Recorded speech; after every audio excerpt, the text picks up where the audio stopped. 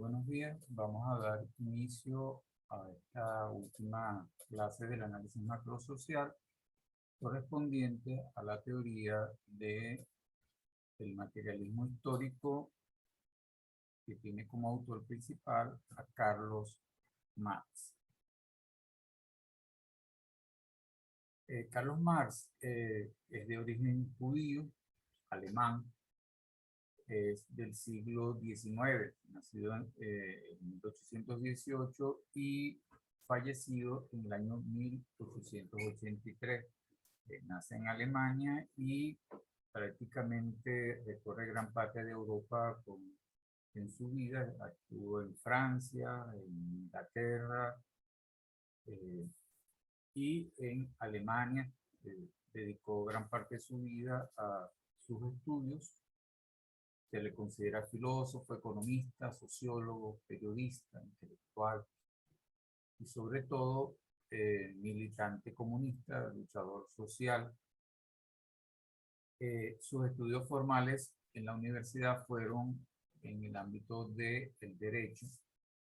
Sin embargo, sus principales aportes están fundamentalmente en esas áreas que mencionamos: los escritos de juventud, un escrito del área de la filosofía, y su mirada crítica a uno de los filósofos alemanes más importantes, que fue Hegel, con su versión de la dialéctica de la filosofía, o de la dialéctica en la filosofía. Carlos Marx discutió los planteamientos de Hegel, pero fundamentalmente los planteamientos de los seguidores de izquierda de Hegel, llegando a la conclusión de que esta mirada dialéctica era la verdadera. Sin embargo, estaba equivocado Hegel en el sentido de colocar lo ideal y espiritual por encima de lo material, planteándose entonces darle la vuelta al asunto y eh, darle una preeminencia a lo material. Entonces, eso es lo que vamos a discutir en esta visión de la sociología. Nos interesa fundamentalmente la mirada sociológica, que la desarrolla a través del método de estudio de la sociedad, que es el materialismo histórico.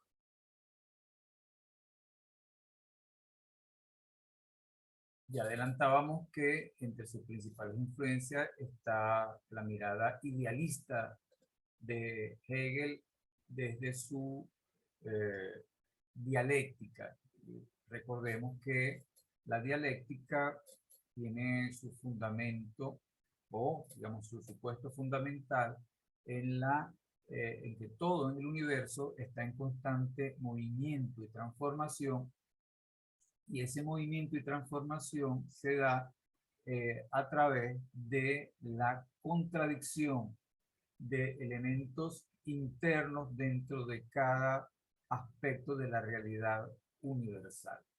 Eso lo desarrollan a través de una de las leyes de la dialéctica, que es la ley de las contradicciones o ley de la unidad de los contrarios. Esa lucha de elementos contrarios genera el movimiento y genera la transformación, que va a tener su expresión en esa segunda ley de la dialéctica, que es la ley del salto de lo cuantitativo a lo cualitativo, que nos habla de que todo ese proceso constante de transformación se va generando un movimiento y un crecimiento cuantitativo, pero llega a un momento en que se da una transformación cualitativa de los elementos. Esto va a tener su expresión en la biología, por ejemplo, la mirada de el darwinismo sobre la evolución de las especies. O sea, todas las especies están en constante cambio, pero se producen constantemente saltos cualitativos que son las que producen las transformaciones en las especies. Y eso justamente lo estamos colocando como una de las influencias más importantes del pensamiento de Marx, El origen de las especies, de Charles Darwin. Luego vamos a colocar el materialismo de Feuerbach y Bruno Bauer, quienes critican el idealismo de Hegel. Entonces decíamos que Hegel, reconocido filósofo dialéctico, colocaba la mirada de lo ideal y espiritual por encima de lo material. Al llegar a la conclusión de que los seres humanos somos seres principalmente materiales, es decir, somos seres materiales y espirituales, pero que es lo material lo que determina la espiritualidad y el mundo de las ideas, eso lleva a Carlos Marx al estudio del mundo material de los seres humanos y entonces se dedica al estudio de la ciencia que va a estudiar este mundo material, es la economía.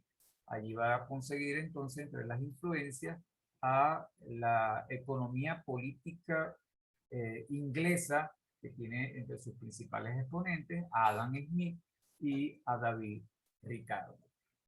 Hace entonces de ese estudio de la economía política con su mirada crítica, con su mirada de lo que dicen algunos autores, la permanente sospecha sobre los elementos de la realidad, va a generar su crítica de la economía política, una de sus principales obras que va a resultar en los tomos de lo que es conocido hoy día como el capital. El capital es entonces el resultado de los estudios de la vida material de los seres humanos expresado justamente en la economía política.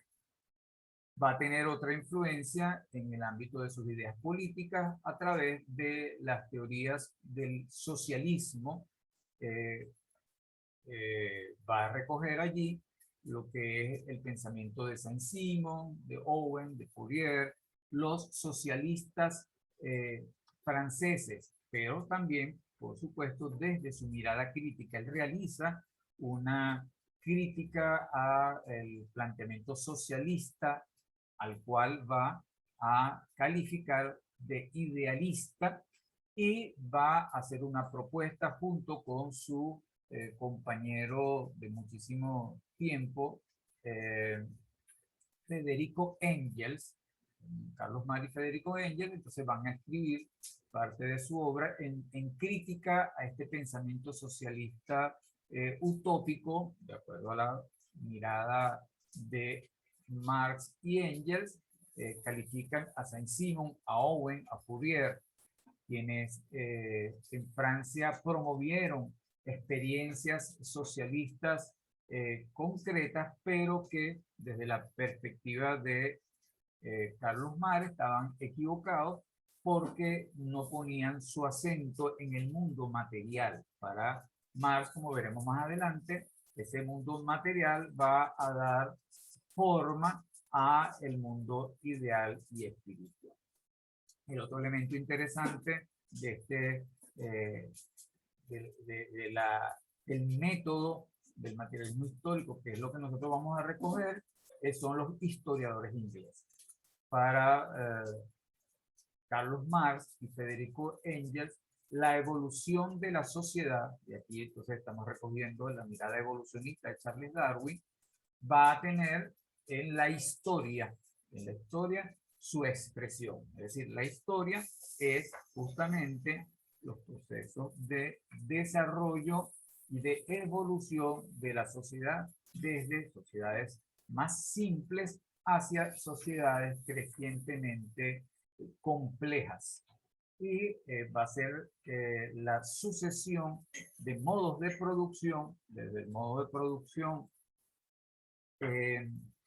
comunista primitivo, del comunismo primitivo, pasando por el esclavismo y luego el feudalismo, finalmente, entonces el capitalismo, que darían luego paso a la nueva sociedad que estaba vislumbrando Carlos Marx y Federico Engels junto con los socialistas, que sería el comunismo, pasando por la etapa de transición conocida como socialismo. Esto lo va a expresar en una de sus obras también bien importantes, que es el Manifiesto del Partido Comunista. Justamente entonces aclaramos que lo que genéricamente es conocido como marxismo, digamos que el marxismo no es como etiqueta colocada por Marx a su propia teoría, sino estudiosos de su teoría que colocan esa etiqueta de marxismo. De hecho, una crítica a esa etiqueta la tenemos con nuestro filósofo venezolano Ludovico Silva, que escribe en su obra Marxistas, Marxólogos y Marxianos, donde habla de las diferentes perspectivas desde la filosofía para el estudio de los aportes de Carlos Marx. Lo que genéricamente entonces conocemos como marxismo, en realidad nos habla de al menos 4 expresiones, de 4 disciplinas, que para uno de los filósofos más importantes de Venezuela, nosotros lo tomamos como base para nuestro estudio de sociología marxista, que es Núñez Tenorio, es la mirada científica desde el materialismo con respecto a la sociedad. Entonces, ¿cuáles son las expresiones del llamado marxismo? Tiene una expresión filosófica que es la dialéctica materialista, la cual se contrapone a la dialéctica idealista de Hegel. Va a tener una teoría y una doctrina política que es conocida como el socialismo científico, el cual se contrapone a través de la crítica del socialismo utópico de Saint-Simon, Fourier y otros socialistas franceses. Va a tener una teoría económica que es la crítica a la economía política, y del cual entonces gran parte de la obra de Carlos Marx, como es la crítica de la economía política y su expresión fundamental, el capital. Y el que más nos interesa a nosotros, que es la mirada sociológica, el estudio de la sociedad, la comprensión profunda de la sociedad a través de, o desde las bases de la dialéctica filosófica, que es el materialismo histórico. Entonces, en sociología, a nosotros nos interesa fundamentalmente el método de análisis de la sociedad que es conocido como, perdón, materialismo histórico. Para entender el materialismo histórico tenemos que partir de sus supuestos fundamentales, y ese supuesto viene justamente de la dialéctica. Todo en el universo está en constante movimiento y transformación. Nada permanece estático. De allí aquella expresión de un famoso filósofo que decía que una vez que pasas por un puente, jamás vuelves a pasar por el mismo puente. Cuando vuelves, el puente ya no es el mismo, el agua ya no es la misma, el río que pasa debajo del puente, y tú mismo ya no eres la misma persona. Todos los elementos del universo están en constante movimiento y transformación. Y eso va a tener un desarrollo a través de 3 leyes filosóficas fundamentales. La primera es la ley de la unidad y lucha de contrarios.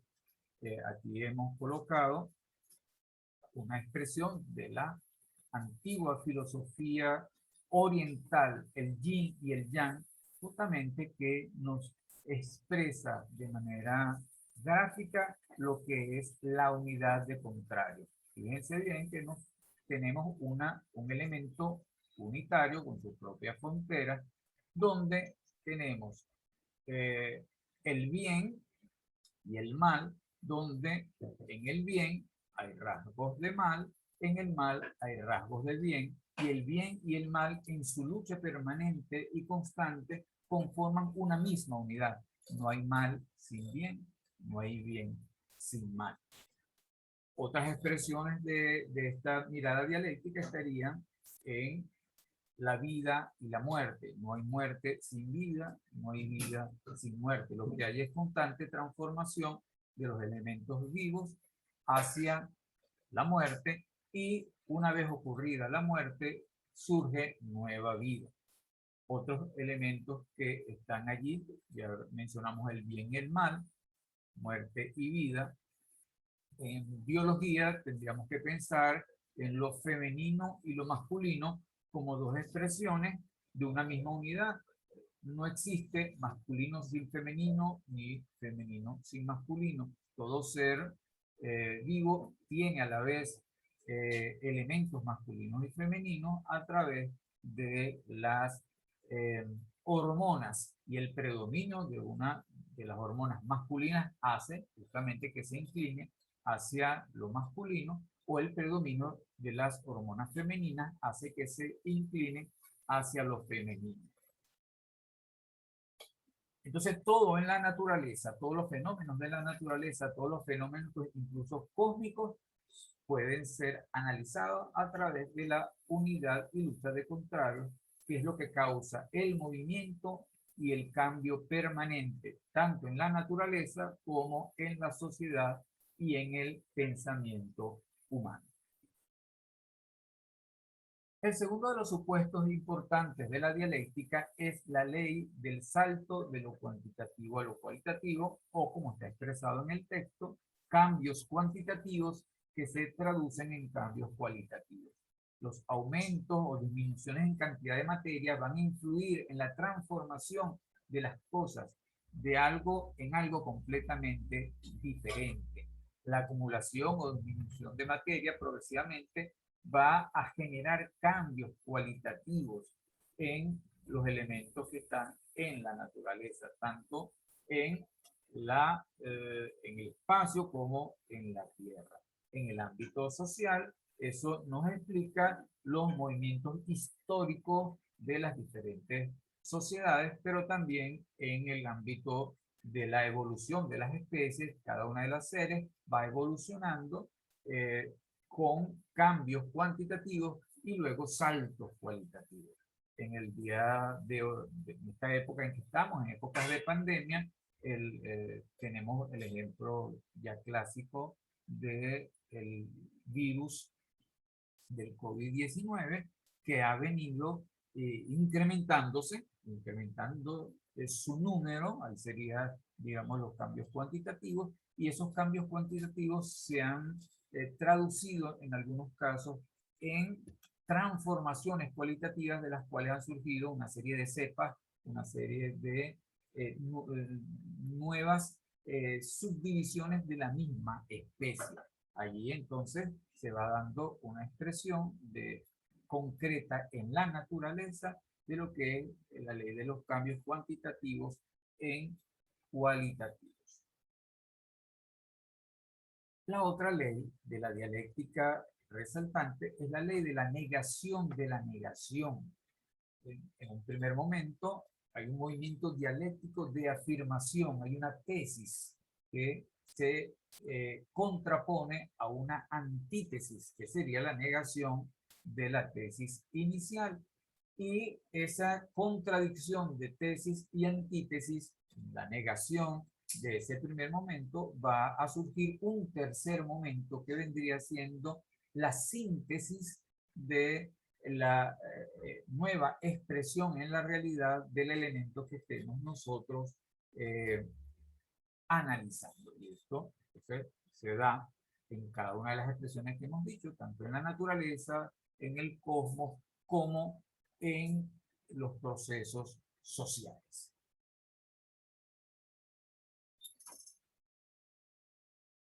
Aterrizando en el ámbito de lo social,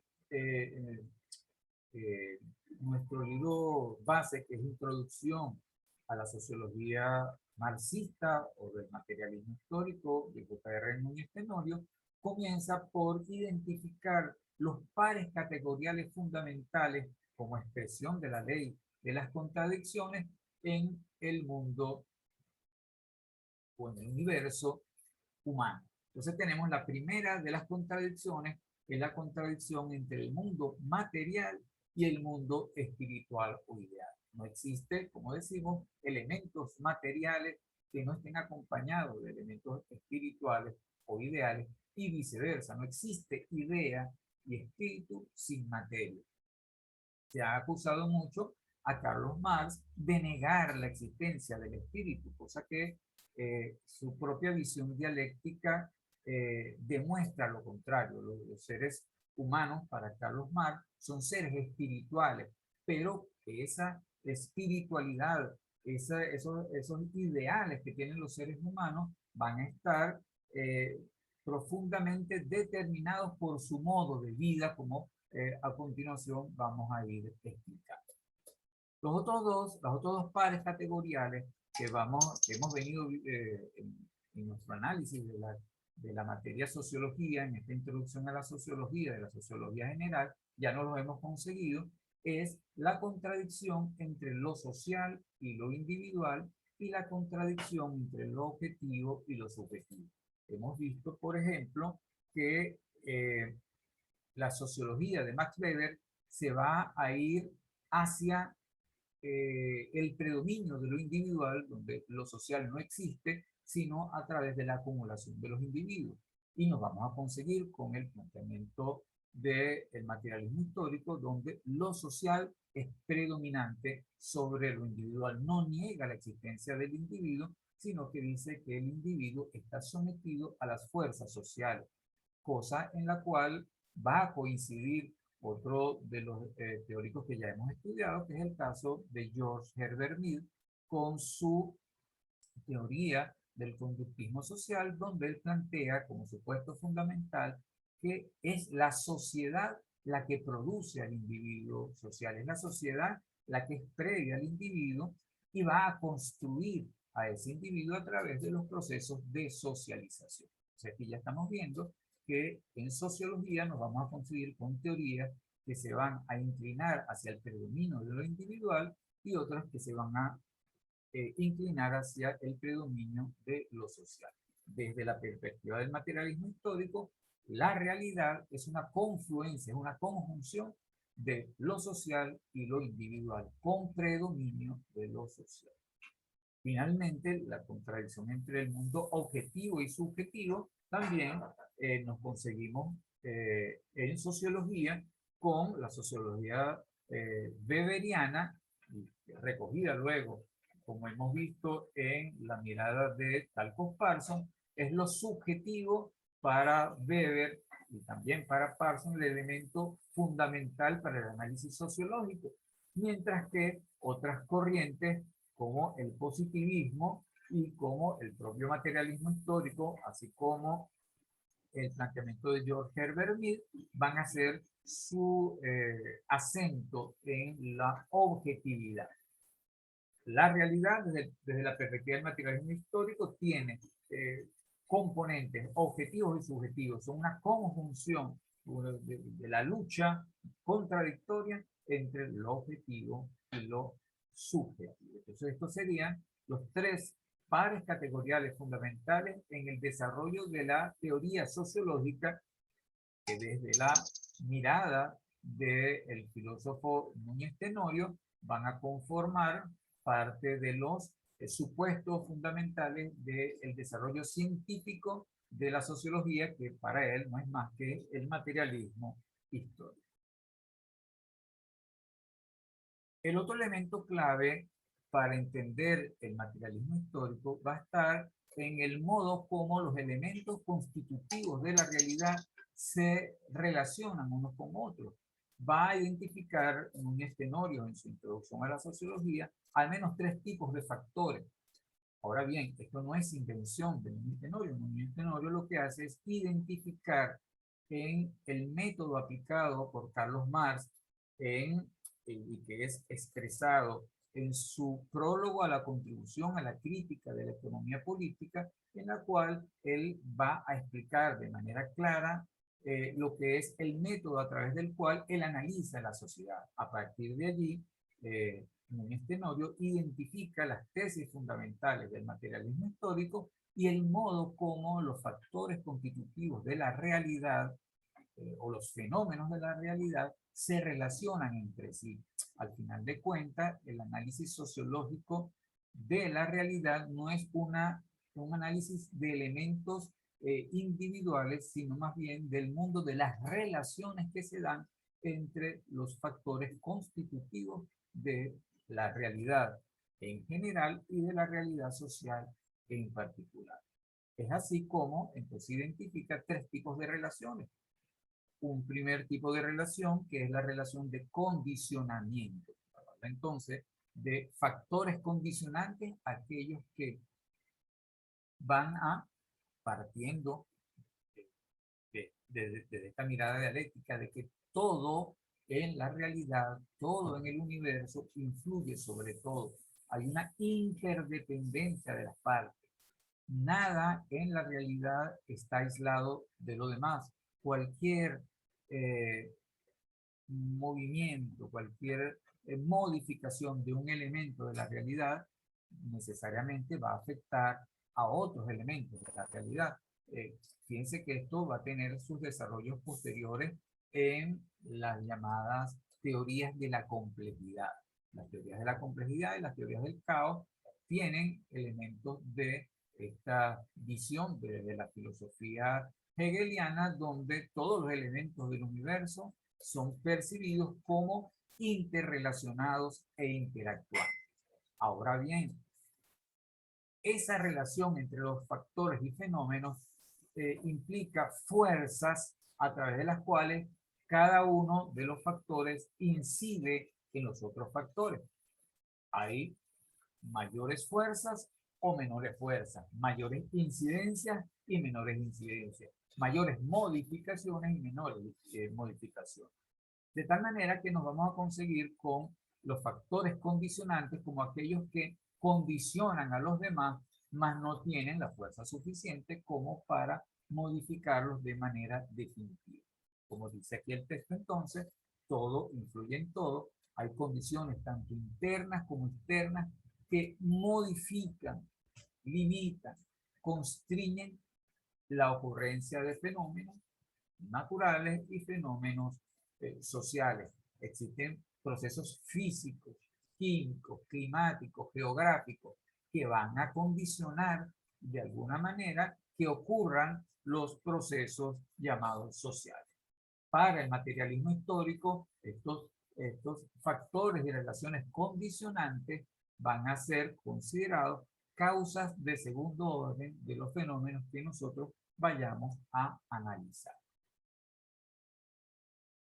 Luego tenemos, jerárquicamente hablando, otro tipo de factores que también van a influir en los demás, pero con una mayor fuerza, con una mayor incidencia, y entonces van a tener capacidad de modificar de manera significativa al resto de los factores. En este sentido, van a ser calificados estos factores y relaciones como de carácter determinante. Entonces, se entiende por factores y relaciones determinantes aquellas relaciones y factores, bien sea de carácter interno o de carácter externo de los fenómenos, que ejercen una fuerza superior sobre los elementos de la realidad y sobre la situación que se esté estudiando, modificándola de manera que impide su modificación definitiva o los modifica o impide su modificación definitivamente. Son consideradas entonces las causas objetivas últimas de los fenómenos. Aquí entonces, para el materialismo histórico, tanto las causas y relaciones condicionantes como las determinantes van a tener un carácter objetivo, es decir, existen independientemente de la voluntad de los seres humanos.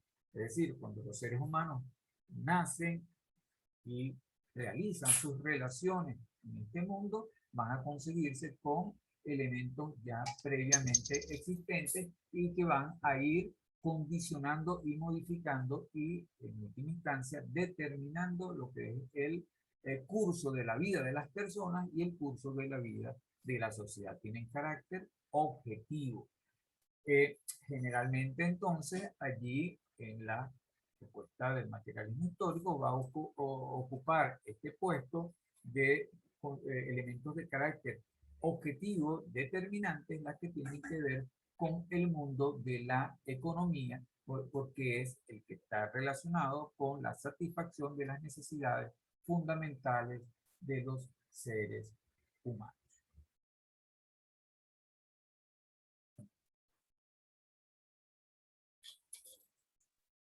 El tercer tipo de factores y de relaciones identificadas por Núñez Tenorio en la teoría del materialismo histórico son las de carácter decisivo. Y aquí es donde los actores sociales, tanto individuales o colectivos, van a tener una preeminencia. Aquí ya estamos hablando del protagonismo de los seres humanos tomando decisiones en función de su interpretación de las condiciones objetivas y subjetivas de la situación. De tal manera que los actores sociales, tanto individuales y colectivos, toman decisiones para realizar acciones concretas frente a situaciones que se les presentan. De tal manera que los factores decisivos son los que tienen un carácter ideal, subjetivo e individual. Entonces, en el terreno del análisis sociológico, los factores objetivos tienen que ver con los factores de carácter social y material, y son los predeterminantes en el llamado análisis sociológico. Pero no se excluye la importancia de las decisiones, porque al final de cuentas son los seres humanos, a través de su voluntad, a través de sus decisiones, quienes van a ejecutar las acciones de los procesos históricos. Me gusta para este tipo de análisis ejemplos. Ustedes podrán, cada quien en su vida cotidiana, haber interpretado en alguna situación que están dadas algunas condiciones para que ocurra algo que ustedes estén esperando, algo que ustedes estén deseando. Pensando en la juventud, hay un chico y una chica que se gustan. Allí eso de gustarse viene siendo un elemento de carácter subjetivo. Quizás haya condiciones objetivas de repente para que se puedan conseguir estas dos personas. Hay un ambiente propicio para que se consigan y para que puedan de alguna manera encontrarse y manifestarse su deseo de estar juntos. Sin embargo, si ninguna de las dos personas toman la decisión y toman la iniciativa, van a pasar esas condiciones objetivas y no se va a dar la relación social entre estas dos personas. De tal manera que para que un proceso histórico se dé, debe haber la conjunción de condiciones objetivas y de condiciones subjetivas. Otro ejemplo que me gusta mucho, que tiene carácter histórico, en el caso de Venezuela, tendríamos que pensar en la gesta de Francisco de Miranda. Francisco de Miranda tuvo para la Revolución Libertadora venezolana un gran peso, una gran importancia. O sea, fue una persona muy preparada, una persona muy estudiosa, de gran influencia a nivel internacional. Todos sabemos que Francisco de Miranda está su participación en la lucha de la Revolución Francesa son reconocidas, está su nombre inscrito en el Arco de Triunfo de París, participó en las luchas en Rusia, fue reconocido en las cortes rusas por su gran valentía y su gran arrojo, y bueno, él tomó la decisión de libertar a Venezuela. y invadió Venezuela. Ayer justamente nosotros celebrábamos el día 3 de agosto la llegada de la bandera por Miranda. Miranda trajo la bandera, su idea de la fundación de lo que él consideraba sería la América Libre, él llamaba lo que llamaba Colombia. Con toda la voluntad, la decisión y la preparación de Francisco de Miranda, él no logró ejecutar el proceso de liberación del país. Tuvo su contribución significativa, pero no lo logró. Tuvieron que darse otra serie de condiciones de carácter objetivo para que posteriormente, ya entonces después de la caída de la Primera República, se generara bajo el liderazgo de Simón Bolívar las condiciones objetivas y la conjunción con las condiciones subjetivas para que se diera la llamada Guerra de Independencia y que culminó en el año 1821 en Venezuela con la batalla de Carabobo y posteriormente toda la gesta para la liberación de los otros países de América del Sur para, porque sí, entre la interpretación muy adecuada que tenía Bolívar y nuestros próceres, así como Francisco de Miranda, no era posible mantener, digamos, objetivamente la independencia del territorio venezolano si no se lograba la independencia también de lo que era Nueva Granada, de lo que era el Perú, y lograr generar unas condiciones objetivas de fortaleza con lo que en el ideal bolivariano se conoció como la Gran Colombia. Y de hecho, tanto tenían razón que fíjense que a partir de 1830, una vez fallecido el Libertador y viniendo esta reacción antibolivariana, estas naciones, estos países van a separarse unos de otros y bueno, vamos a caer posteriormente bajo el dominio del naciente y fortalecido Imperio del Norte, al cual ya nos había advertido Simón Bolívar que los Estados Unidos de Norteamérica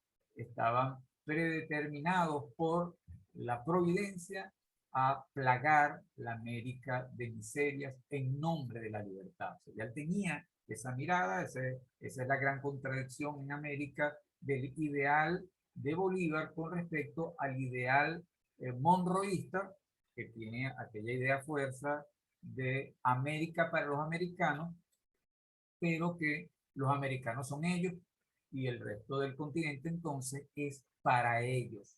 Y es justamente parte de las contradicciones que aún en los tiempos actuales nosotros vivimos. Estamos viviendo un segundo proceso de liberación con respecto, en este caso, a otro imperio. Hace 200 años nos liberamos del imperio español y la lucha de estos últimos años es la lucha por la liberación del imperio norteamericano. ¿Okay?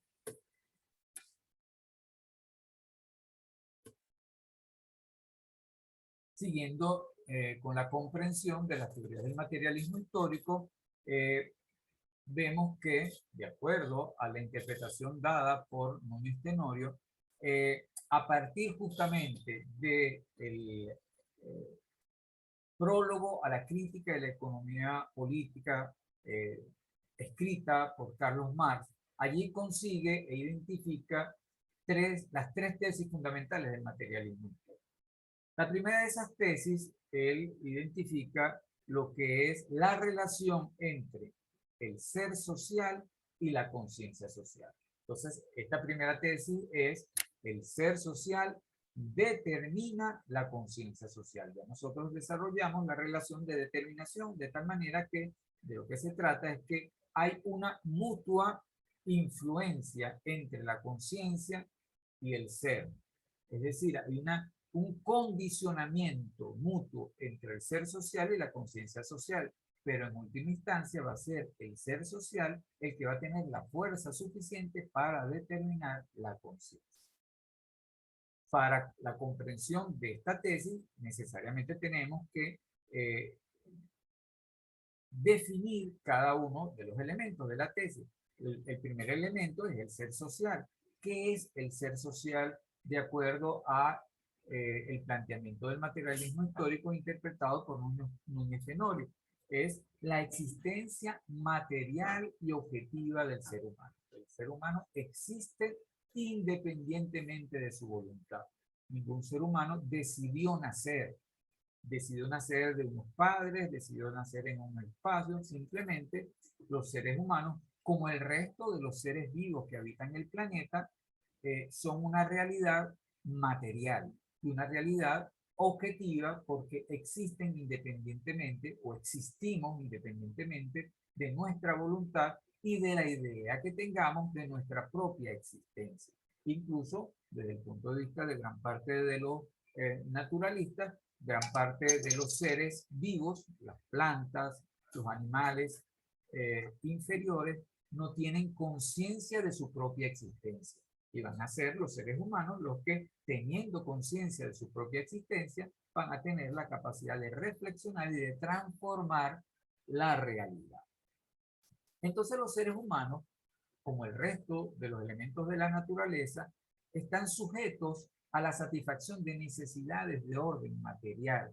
Por tanto, la existencia material objetiva de los seres humanos no está separada de la naturaleza, sino por el contrario, nuestro ser social es en conjunto o parte de la propia naturaleza. Hacemos este énfasis porque en la mirada de la modernidad, el ser humano fue visto como un ente separado de la naturaleza y ciertamente podemos identificar incluso en uno de los discursos de nuestro libertador Simón Bolívar esa mirada moderna, esa mirada liberal, que era el pensamiento más progresista para la época, la mirada liberal y positivista de los años 1800, donde se asumía que el ser humano era un elemento superior a la naturaleza y estaba destinado a dominar la naturaleza. Es así como Simón Bolívar, en aquel terremoto de 1812, nos dice: si la naturaleza se opone, lucharemos contra ella y haremos que nos obedezca. Ese pensamiento del libertador es un pensamiento típico del liberalismo de la época, donde este pensamiento, ya lo dijimos al inicio de la materia, es un pensamiento de origen burgués, como una reacción al pensamiento religioso que decía que el ser humano era una creación divina y por tanto como creación divina estaba destinada desde la religión también a enseñorearse sobre la naturaleza. Lo que hace el pensamiento burgués, el pensamiento liberal, es asumir que a través del pensamiento evolucionista se asume que el ser humano es el animal más evolucionado y superior al resto de los animales y está también destinado a dominar a la naturaleza y a someterla para la satisfacción de sus necesidades.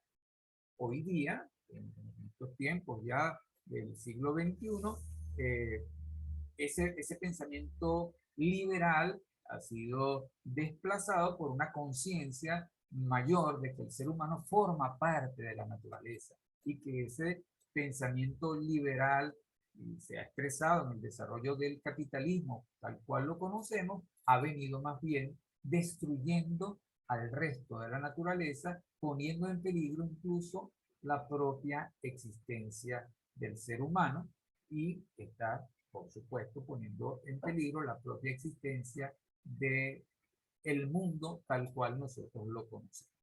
Entonces, ratificamos, el ser humano es la existencia material y objetiva del ser humano en su relación directa con la naturaleza, porque es de la naturaleza que toma esos elementos necesarios para poder seguir viviendo, para poder alimentarse y protegerse de las inclemencias del clima. Por otra parte, el otro elemento de esta ecuación es la conciencia social. ¿Qué sería la conciencia social? Bueno, la conciencia social tiene que ver entonces con el pensamiento, con las ideas. O sea, la idea que nosotros nos hacemos de nuestra existencia, ese conjunto de valores, de creencias, traducidos en símbolos históricamente compartidos y que es un elemento de carácter colectivo. O sea, la conciencia no es un elemento estrictamente individual. Las creencias y valores que tenemos cada uno de nosotros son un producto social, es un producto histórico. Nosotros somos formados por quienes nos precedieron y a través del lenguaje nos han venido transmitiendo ese pensamiento, esos valores y esas creencias.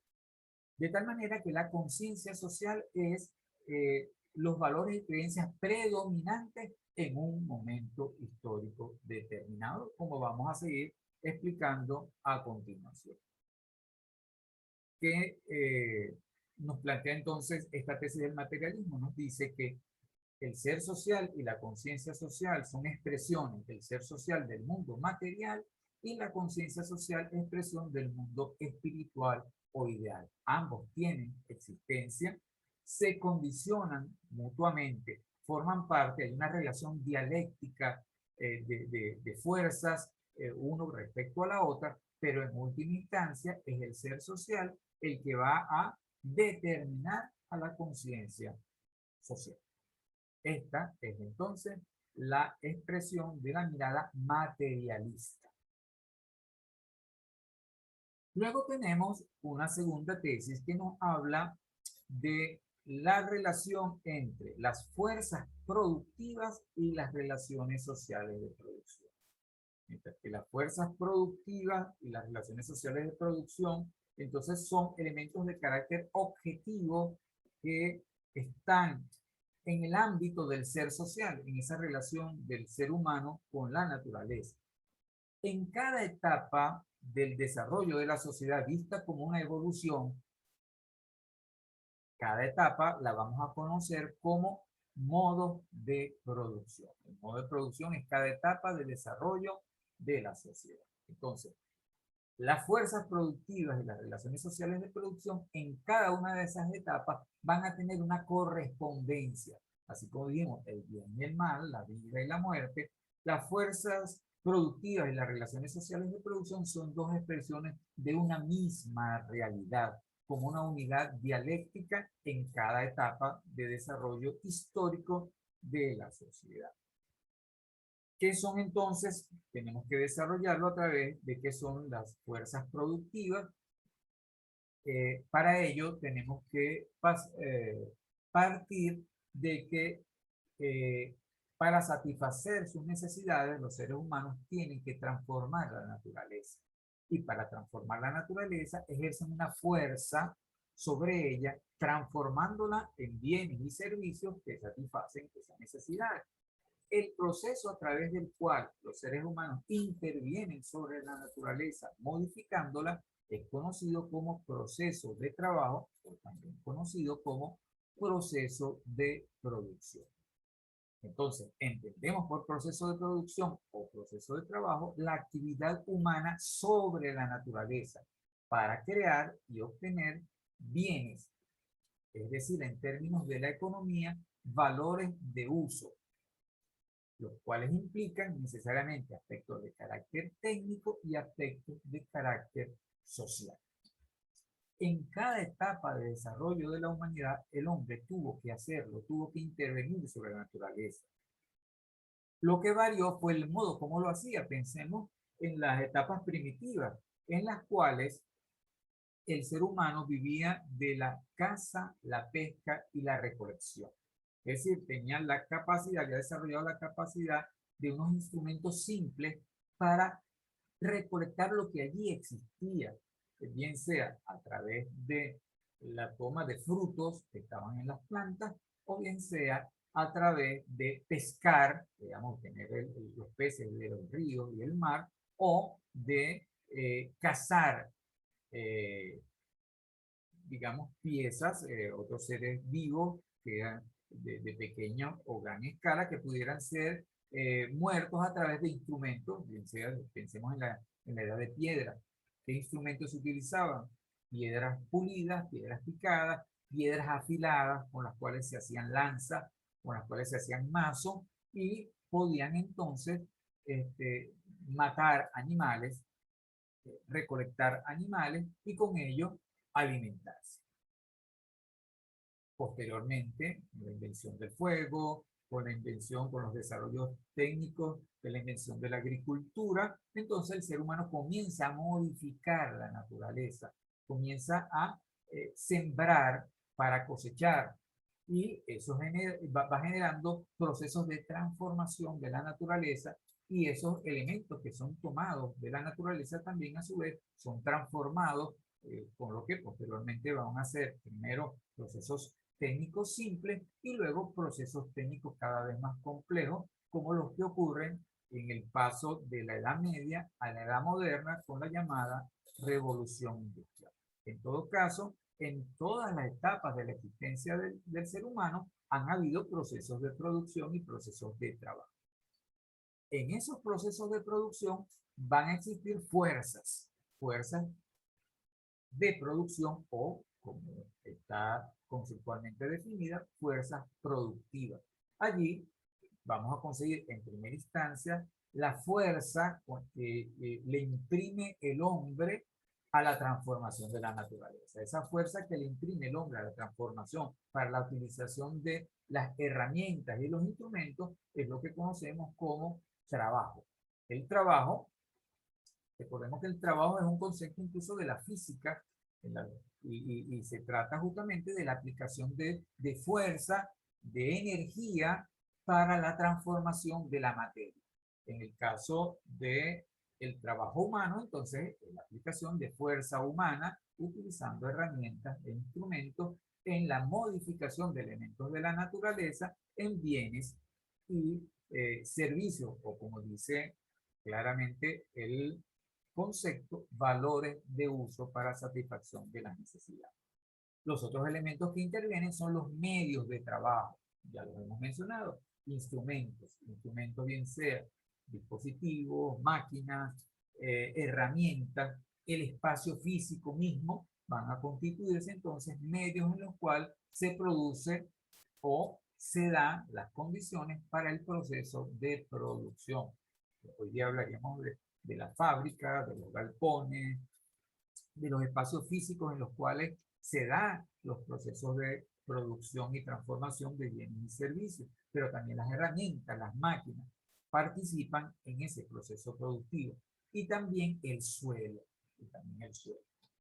Si eso le damos, digamos, expresión humana en la apropiación de cada uno de esos espacios, nos vamos a conseguir con lo que se conoce como fuerzas productivas en contraposición a las llamadas factores de la producción. Los factores de la producción son de carácter estático: tierra, trabajo, capital. Y los factores de carácter dinámico son los que encarnan seres humanos que se apropian de ellos. Entonces, el hombre que posee su propia fuerza de trabajo, el hombre que posee las herramientas, el hombre que posee el espacio físico o el suelo. En términos de la economía, cada uno de esos aspectos de la realidad económica va a generar un beneficio económico, el cual va a ser denominado en la teoría económica de diferente manera. En el caso del trabajo, lo remunera el salario. El salario, entonces, la monetización del valor aportado por el trabajo humano. Mientras que a las herramientas, que es considerado entonces el capital, lo va a remunerar el beneficio o ganancia. Y al suelo o al espacio físico lo va a remunerar la renta. Entonces, el producto final de la ejecución de esa modificación de la naturaleza en bienes y servicios van a ser productos cuyo valor va a ser distribuido entre los miembros de la sociedad. De allí, entonces, se da elementos claves que tenemos que expresar en las llamadas relaciones sociales de producción. Las relaciones sociales de producción tienen que ver entonces con la división social del trabajo, las ramas productivas y lo que hemos mencionado, la apropiación sobre la parte del producto que corresponde a la apropiación de algunos de los factores de la producción. Entonces, las relaciones sociales de producción tienen que ver con las ramas productivas, primarias, secundarias y terciarias. Recordemos que la primaria tiene que ver con la extracción directa de elementos de la naturaleza, la minería, la pesca, la agricultura. El sector secundario de la economía tiene que ver con aquellos que transforman la materia prima en bienes secundarios o de consumo final, que viene siendo la industria, y el sector terciario, que viene siendo el sector de la distribución o de los servicios. Y allí va a incidir también una división profesional que tiene que ver con las especializaciones concretas de los trabajadores, bien sea aquellos que se dedican a la agricultura, a la mecánica, a la ingeniería, el obrero, que generalmente es el obrero industrial, hoy día se habla también de obreros del campo, y aquellos que dirigen, que supervisan, que gerencian, que son los directores de las unidades de producción. Todo eso entonces nos habla de la división social del trabajo, división que a su vez nos habla del conjunto de las relaciones sociales de producción que en las sociedades primitivas son relaciones muy, pero muy simples y que en la medida en que se fue complejizando la sociedad, evolucionando, se van constituyendo en relaciones sociales de producción cada vez más complejas. Ese proceso de transformación de las relaciones sociales de producción es lo que conocemos como el desarrollo de las relaciones sociales de producción y tiene que ver con las modificaciones constantes que se da a los procesos técnicos que hoy día es conocido como tecnología. O sea, las invenciones, innovaciones tecnológicas van constituyéndose en procesos de transformación, primero cuantitativos y luego cualitativos, de los medios de producción y que van generando las condiciones para las transformaciones históricas en la sociedad al cambiar las relaciones sociales de producción que entran en contradicción con con los medios de trabajo. Eso es lo que vamos a encontrarnos bien descrito en el prólogo de la contribución a la crítica de la economía política. En líneas generales, entonces, en este esquema tenemos seres humanos que trabajan, es decir, que ejercen el trabajo directamente, como la energía que maneja instrumentos para actuar sobre la naturaleza y transformarla, teniendo como medios elementos de la tecnología, que son las herramientas, los instrumentos, las máquinas, y tenemos otros hombres que se dedican fundamentalmente a la toma de decisiones, a la planificación de los procesos de producción. De allí entonces que surgen relaciones sociales entre los hombres, hombres que ejecutan directamente el trabajo y hombres que planifican y deciden los procesos de trabajo. Y aquí nos vamos a conseguir con que en las diferentes etapas del desarrollo de la humanidad van a cambiar los actores sociales, digamos, su nombre en términos de clases sociales. Tendríamos que pensar en el esclavismo, que este ser humano que está acá es el esclavo, que ni siquiera era dueño de su entidad física y humana, que era el que ejecutaba el trabajo a través de herramientas muy simples de transformación de la naturaleza.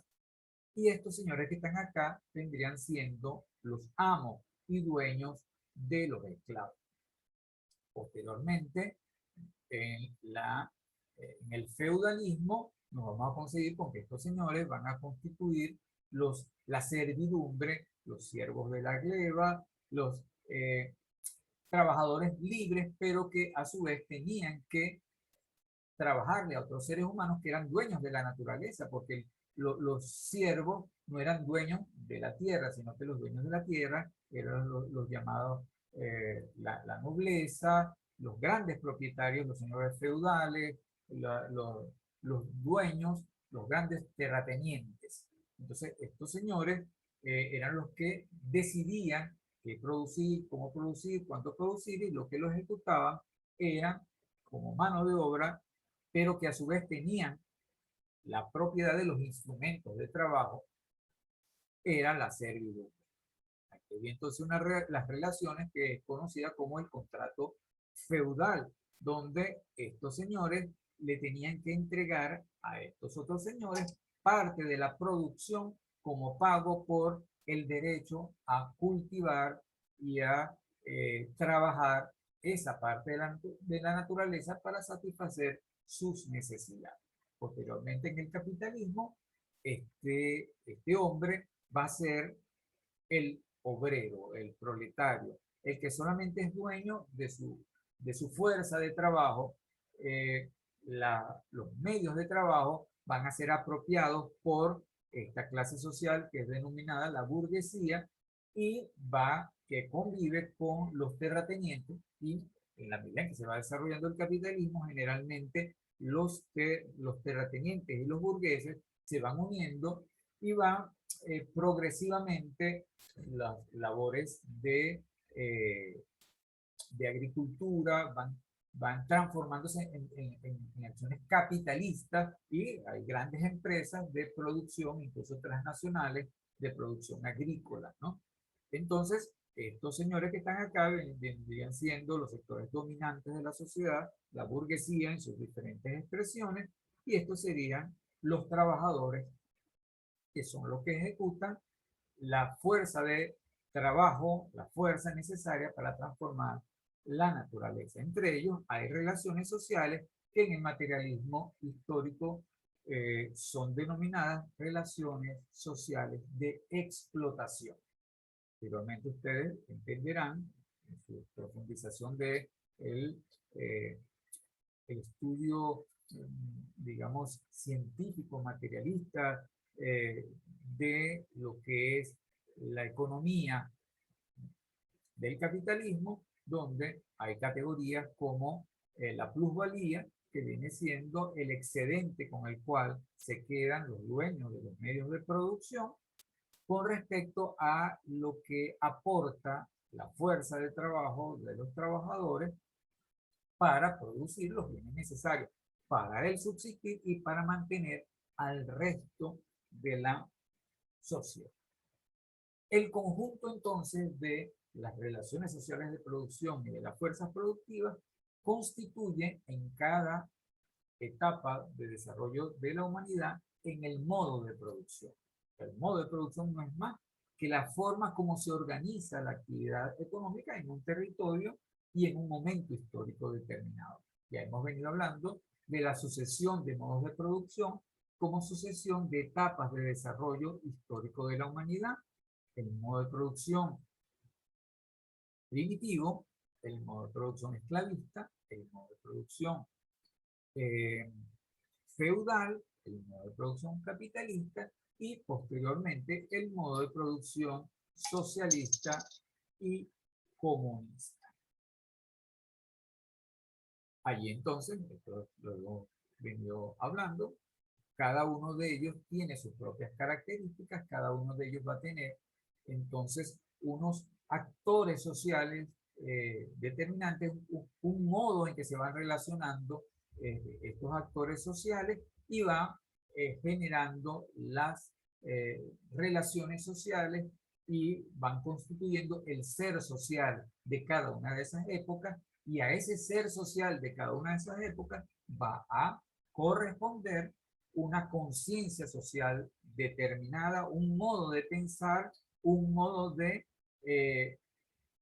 expresar simbólicamente la realidad humana de cada uno de esos momentos.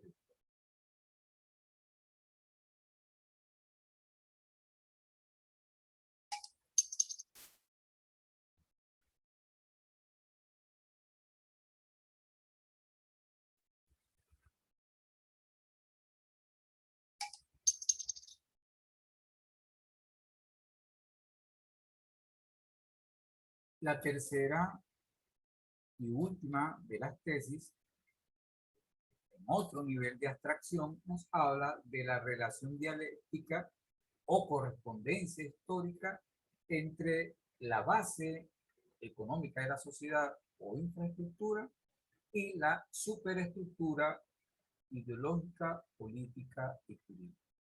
Aquí está utilizando el materialismo histórico a través de Carlos Marx una metáfora de un edificio. El edificio social va a tener una base, un fundamento que lo sostiene. Si alguno de ustedes ha visto, cuando se construyen los grandes edificios, se tiene que hacer una profunda excavación para colocar los pilotes que van a ser los elementos de sustentación del edificio que se va a montar sobre él. Esa es la metáfora que utiliza Carlos Marx con respecto a la sociedad. La sociedad es como un gran edificio que tiene unos fundamentos profundos que son los que sostienen la superestructura, que es lo visible. O sea, nosotros la infraestructura, la base que sostiene el edificio no la podemos ver porque está enterrada. Lo que sí podemos ver es la superestructura, las columnas que se desprenden de ese fundamento y las paredes que son revestidas. Así ocurre con la sociedad. O sea, la base de la sociedad, ese conjunto de relaciones económicas que hemos venido describiendo en la segunda tesis, no tienen una visibilidad clara, sino que son identificadas a través del estudio profundo, un estudio abstracto de los modelos de desarrollo de la sociedad. Entonces identifica Carlos Marx una base económica de la sociedad que vendría siendo la infraestructura sobre la cual se monta el edificio social, que vendría siendo la superestructura jurídica, política e ideológica. Los que ya vieron la exposición sobre el estructural funcionalismo notarán que aquí igualmente se identifican los 4 elementos fundamentales de lo que es la sociedad como una totalidad: el elemento de carácter económico, el elemento ideológico, que en el caso del funcionalismo habla de cultural, el elemento de carácter político y el elemento de carácter jurídico. Es decir, estas 2 grandes tendencias de interpretación del mundo social van a identificar 4 elementos clave de lo que constituye la totalidad social: económico, político, jurídico e ideológico. Lo que cambia en cada una de estas interpretaciones es cómo se relacionan uno con otro, mientras que en el estructural funcionalismo de alguna manera tienen la misma jerarquía y una relativa, aunque son interdependientes, una relativa autonomía en la cual, bueno, se pueden dar modificaciones en cualquiera de ellas sin que pudiera a lo mejor afectar a las otras. En el caso del materialismo histórico, todo depende de todo, todo condiciona todo, pero en última instancia es la base económica la que va a generar la fuerza necesaria para la transformación de la totalidad social. Lo tenemos: base económica o infraestructura y superestructura jurídica, política e ideológica. Debemos definir qué sería la base económica. Es la estructura económica de la sociedad. Es decir, todo lo que describimos como procesos productivos, procesos de producción, de distribución y bienes, son los cimientos de la sociedad. Mientras que la superestructura tiene 3 componentes básicos.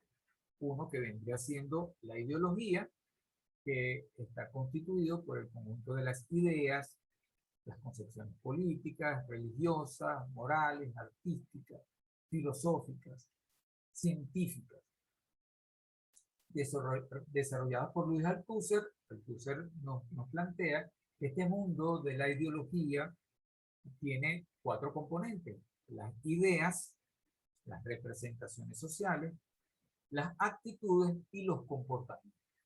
Es decir, la ideología como el modo en que interpretamos nuestra realidad, ese conjunto de filtros, diríamos, esos lentes que modifican nuestra apreciación de la realidad objetiva, tienen ideas generales, eh, creencias, valores, entran en el mundo de las ideas, las representaciones sociales que vienen siendo como esas imágenes, como esos conceptos que se van transmitiendo de una generación a otra, como conceptos que nos explican nuestro mundo y lo que nos rodea. Las actitudes vienen siendo las predisposiciones a actuar. Por ejemplo, el machismo, por ejemplo, el racismo, son actitudes que predisponen a las personas respecto a las relaciones con otras personas.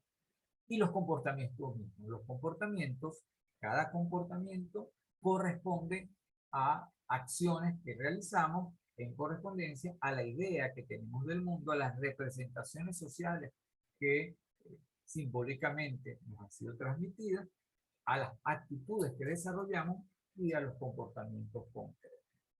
Este es el mundo de la ideología, la superestructura ideológica de la sociedad.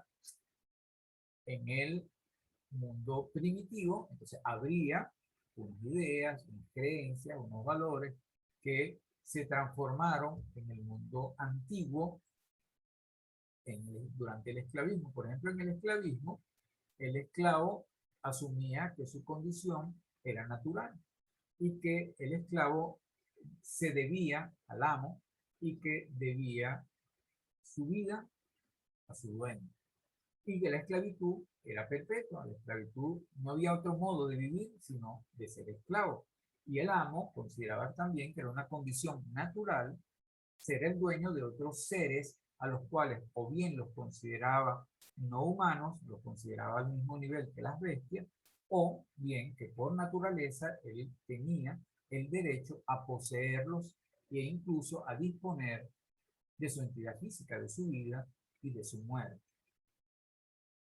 En el feudalismo, la propiedad de la tierra era el elemento clave, el elemento fundamental, y se caracterizó el feudalismo por ese elemento de carácter político que son las monarquías. Recuerden que las monarquías aún todavía existen y responden a la ideología de que hay un derecho divino por parte de unas personas que han heredado por ser parte de un linaje el derecho a gobernar, del derecho a ser superior al resto de la sociedad. Y el resto de la sociedad se asume que está sometido y lo acepta como tal, someterse a ser regido por los llamados príncipes y reyes. Todo eso forma parte de la ideología. Y en la república, bueno, el tema de la representación, el tema de la propiedad privada, etcétera, etcétera. Todo eso forma parte, o sea, el darle carácter sagrado a la propiedad privada tiene que ver con elementos profundamente ideológicos del mundo que vivimos nosotros del siglo XIX, XX y ahora el siglo XXI, el llamado capitalismo. Luego tenemos la superestructura política, que trata justamente del modo determinado cómo se distribuye el poder en la sociedad. Entonces, estamos hablando de relaciones en las cuales unos actores individuales y colectivos someten a otros actores. Si, otra vez, si estuviéramos en el caso del esclavismo, individual y colectivamente, los esclavistas sometían políticamente a su poder a los esclavos y al resto de la sociedad. Si estamos en el feudalismo, los señores feudales los señores de la nobleza, entonces tenían el poder necesario como para someter al resto de la sociedad. Y en el capitalismo, entonces generalmente aquellas organizaciones que acumulan la fuerza y el poder, los partidos políticos de la burguesía, generalmente son los que ejercen la dominación sobre el resto de la sociedad. Entonces, ¿qué incluye la superestructura política? Al Estado, como expresión del poder de unas clases sociales sobre otras, los partidos políticos como expresión de las relaciones legítimas de poder entre sectores sociales, los movimientos sociales, por ejemplo, el movimiento sindical, el movimiento feminista, el movimiento por los derechos humanos, y el conjunto de las relaciones contradictorias entre todos ellos. Generan entonces el espacio político de la sociedad. Forma parte del Estado todos sus componentes, el poder ejecutivo, el poder legislativo, o sea, los parlamentos, el poder judicial, todos ellos conforman una unidad que responde a una ideología. En este caso, la ideología que se comparte en la sociedad que nosotros vivimos es la ideología de la burguesía, que es, digamos, la expresión fundamental desde el punto de vista del poder en el capitalismo. Y luego tenemos la superestructura jurídica que va a conformar el conjunto de reglas, de normas, digamos, como condensación de la costumbre o como condensación de la legitimación y la legitimidad de las relaciones sociales.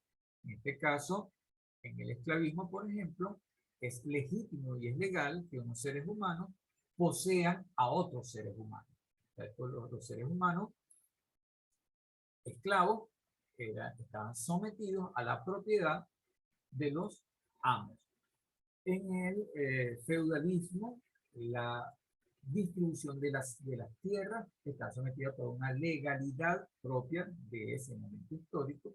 En el capitalismo, el elemento fundamental es la propiedad privada sobre los medios de producción, que es incluso es la propiedad privada sobre los inventos, sobre las invenciones, sobre las marcas, y son las relaciones fundamentales, las de propiedad, las que rigen a las relaciones sociales en el mundo capitalista. Entonces, todo lo que tiene que ver con la producción, distribución y consumo dentro de una sociedad está regida por unas leyes, y leyes que corresponden a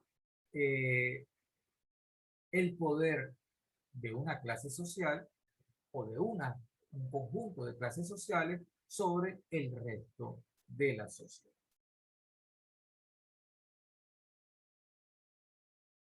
La confluencia de todos estos elementos nos da para tener un concepto clave de lo que sería la sociedad. Este concepto es una elaboración propia nuestra en base a el desarrollo teórico de las tesis del materialismo histórico. Desde esta perspectiva, el materialismo histórico definiría a la sociedad como una totalidad estructurada y articulada de relaciones dialécticas de condicionamiento, determinación y decisión entre la base económica o infraestructura y la superestructura ideológica,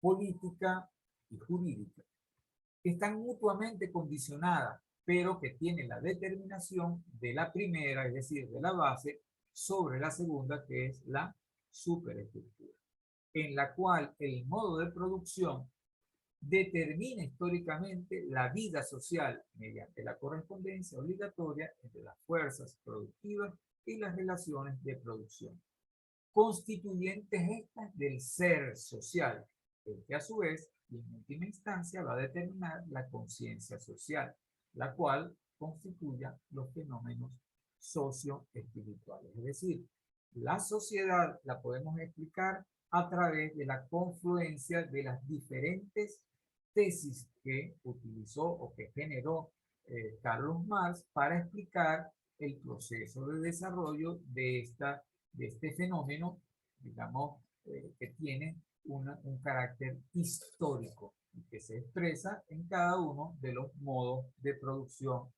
eh, identificados científicamente por los historiadores. Este esquema, entonces, lo que nos habla de la sociedad, fíjense bien, tenemos el ser social, que ya lo habíamos visto, entonces esos procesos productivos donde el ser humano solamente existe en su relación con la naturaleza, mediados por las tecnologías en sus diversos grados de desarrollo, constituyen el ser social y a su vez constituyen la infraestructura o base de la sociedad. Sobre ella se monta la superestructura jurídica, política e ideológica, donde entonces tenemos unas reglas, unas leyes que legitiman las relaciones sociales de producción, una forma en que se distribuye el poder en la sociedad, y justamente para que se legitime el poder y la dominación de unas clases sociales sobre otras clases sociales, y el proceso ideológico, que es el mundo de las ideas, las representaciones, las conductas, los comportamientos, con los cuales entonces los seres humanos nos relacionamos unos respecto a otros en cada momento histórico de la sociedad. Esto es entonces, en el materialismo histórico, la sociedad. Si nosotros queremos analizar la sociedad desde esta perspectiva, entonces tenemos que identificar todo lo que son los factores de carácter objetivo en su contradicción, o sea, las contradicciones objetivas de factores en la sociedad, bien sea en el ámbito de los procesos de producción, a través de los cuales logremos identificar las clases sociales que se dan en ese proceso de producción a través de la división social del trabajo y, por supuesto, de la distribución del producto social. El producto social se va a distribuir entre los dueños de la naturaleza, los dueños de la tecnología y los dueños de la fuerza del trabajo. Eso genera entonces una división social que en justamente lo que desarrollamos en la quinta unidad como la desigualdad social, que tiene su fuente desde el punto de vista del materialismo histórico en la distribución desigual de la riqueza en la sociedad, en este caso en la sociedad capitalista, pero que también de otra manera ocurrió en la sociedad feudal y en la sociedad esclavista. Solo han existido relaciones típicas de igualdad en la sociedad que identificó Carlos Marx como comunismo primitivo, porque no habían relaciones de explotación de unos hombres sobre otros hombres. Entonces analizamos a la sociedad identificando los procesos de producción, las clases sociales, las contradicciones fundamentales entre las diferentes clases sociales, identificando las reglas que rigen esa determinada sociedad, identificamos las correlaciones de fuerza, porque cada uno de estos elementos de la sociedad va a tener una expresión política a través de movimientos sociales o a través de partidos políticos. Por ejemplo, los trabajadores tienen sindicatos. Los dueños de los medios de producción tienen sindicatos de dueños, empresarios. En el caso de Venezuela, por ejemplo, tendríamos acá los sindicatos de trabajadores y aquí tendríamos a Fedecámara, la Federación de Cámaras de Industria y del Comercio. Y tenemos en el ámbito de la agricultura también expresiones organizadas de cada una de las clases sociales, tanto en el sector primario, en el secundario, como en el terciario. Y van a tener expresión también en sus partidos políticos generalmente de derecha, aquellos que defienden los intereses de los sectores dominantes de la sociedad, partidos políticos de izquierda, aquellos que defienden los intereses fundamentales de los trabajadores y cada uno de ellos, dentro de las ideologías dominantes y dominadas, van a tener expresiones ideológicas. Entonces, vamos a identificar esa correlación de fuerza en cada una de las sociedades, vamos a identificar los procesos económicos, políticos, jurídicos e ideológicos en cada una de las sociedades concretas a las cuales nosotros vamos a realizar un estudio desde la perspectiva del materialismo.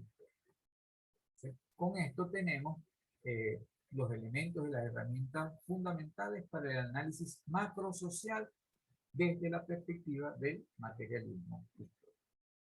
Muchísimas gracias por su atención. Hemos referenciado, fíjense bien, Núñez Tenorio, Introducción a la Sociología Marxista, y Francisco Colmenares, del cual hemos tomado la teoría de los modos de producción. Con esto nos vemos.